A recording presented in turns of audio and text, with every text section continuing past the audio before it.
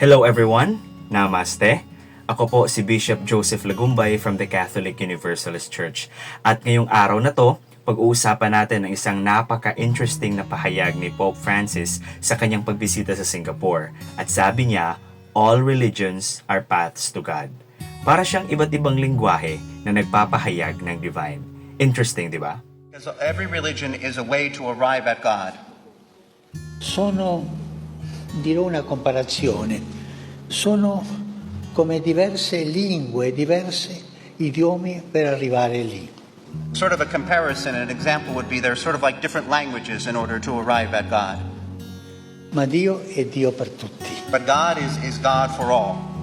E come Dio è Dio per tutti, noi siamo tutti figli di Dio. And if God is God for all, then we're all sons and daughters of God. Ma il mio Dio è più importante del tuo. But my God is more important than your God. È vero quello? Is that true? C'è un solo Dio lì. E noi sono idiomi, cammino, lingue per arrivare a Dio. There's only one God, and each of us is a language, so to speak, in order to arrive at God. Qualcuno è Sikh, qualcuno musulmano, qualcuno Sikh, Muslim, Hindi, qualcuno cristiano, Indo, ma sono Christian. diversi cammini. There are different paths. Understood? Ngayon, alam ko na marami ang nagtatanong, totoo ba talaga ito? Hindi ba ang turo ng simbahan ay si Jesus lamang ang tanging daan patungo sa Diyos? Well, may mga teachings tayo sa Catechism of the Catholic Church at pati na rin sa Biblia na nagbibigay liwanag sa mga sinabing ito ng Santo Papa.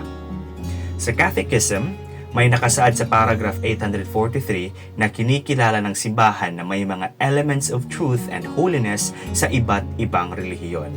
Sabi nga, lahat ng mga taong may sincere na paghahanap sa Diyos ay maaaring makatagpo ng kaligtasan.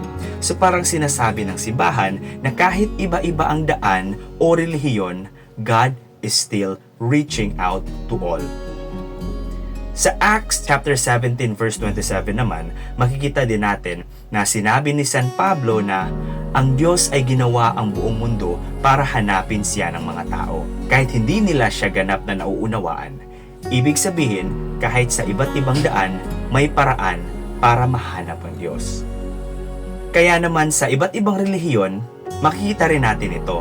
Halimbawa, sa Hinduism, may verse sa Bhagavad Gita na whatever path people travel, it leads to me in the end. Parang sinasabi lang nito na kahit anong relihiyon, lahat tayo ay naglalakbay patungo sa Diyos. Sa Buddhism naman, may mga teaching sa Lotus Sutra na lahat ng itinuturo ng Buddha ay naglalayong dalhin ang tao sa kaliwanagan.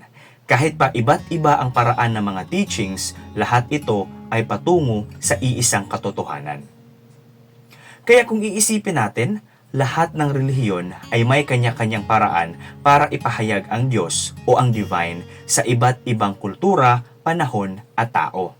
Parang lingwahe, di ba? Iba-iba pero pare-pareho lang ang ibig sabihin.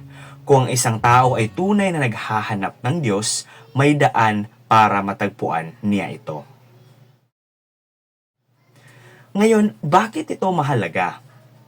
Kasi sa modern world natin ngayon, importante na magkaintindihan tayo at magkaroon ng respeto sa isa't isa, lalo na sa iba't ibang relihiyon.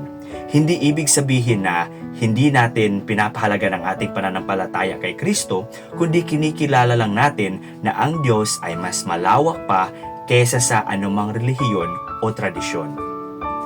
Ang mahalaga, ang bawat tao ay may freedom to seek God in their own way. At mahalaga sa atin na manatili sa pag-ibig, respeto at pakikipagkapwa. After all, sinasabi naman ni Jesus na, I have other sheep that are not of this fold. Sinabi niya ito sa John chapter 10 verse 16. Na parang sinasabi niya na meron pang ibang taong naghahanap sa Diyos sa iba't ibang paraan. Mga kaibigan, sana'y napukaw ko ang inyong isipan at puso sa topic na ito. Kung may tanong kayo o karagdagang opinion, comment lang kayo sa baba. Tandaan, ang Diyos ay mas malaki pa kaysa sa anumang naiisip natin. Kaya magtulungan tayo, magdasal at irespeto ang isa't isa. Hanggang sa muli po, ito si Bishop Joseph Lagumbay, nagsasabing, Namaste.